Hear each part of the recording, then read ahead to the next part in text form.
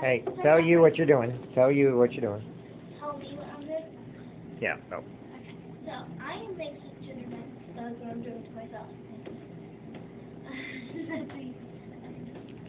I'm making So we're going to use 2 cups of flour, 1 tablespoon of baking soda, 1/4 tablespoon of baking soda, not yet, okay.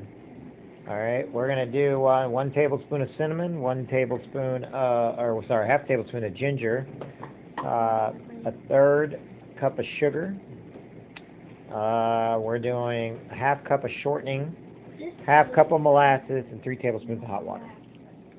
Molasses.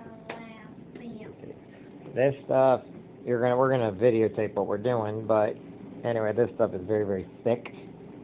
So, and of course, nutmeg, cinnamon, baking powder, baking soda, cinnamon. We just use regular butter, flour, and